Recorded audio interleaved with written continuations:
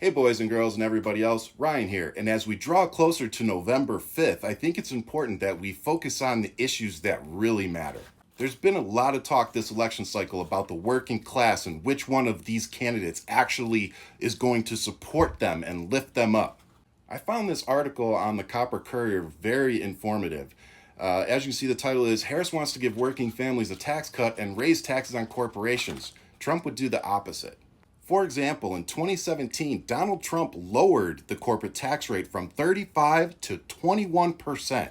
Does that sound like someone that's interested in helping out the lower tax brackets?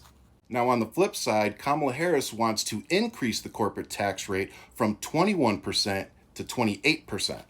Another thing that Kamala Harris wants to do is triple the tax on stock buybacks. The reason is because when the corporation buys the stock back, they're actually enriching their board and their investors instead of taking that money and investing in their workers and things like that, like increasing pay.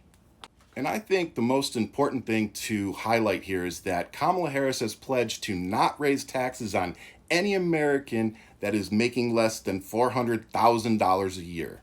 So my question to you is, not even every American, your household. How many households out there make $400,000 a year? How many people make $400,000 a year?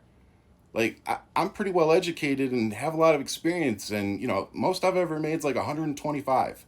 So I want to know why people that don't make anywhere near that don't want to vote for the person that wants to bridge that gap more.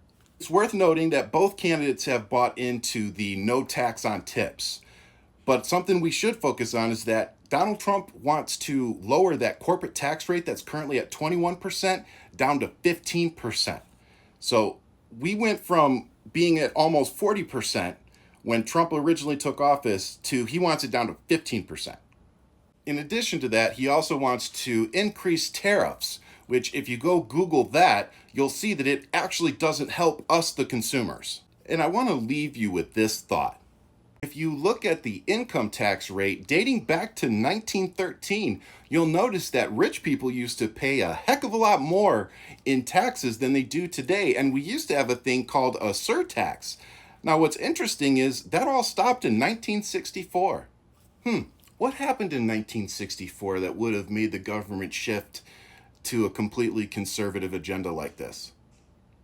Now, if you take that information and you go look at a graph of our national debt and you look at how the tax rate decreased for the rich people and you see how the national debt for our country increased exponentially, it's almost like those two things are correlated. So for the love of God, can we stop acting like Donald Trump gives a shit about the middle class and the people that are under him? He has stiffed workers his entire freaking life.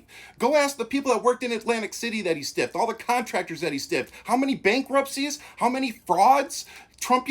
This dude does not care about you. So when you go in the voting booth, how about you vote for the black lady because she actually gives a shit?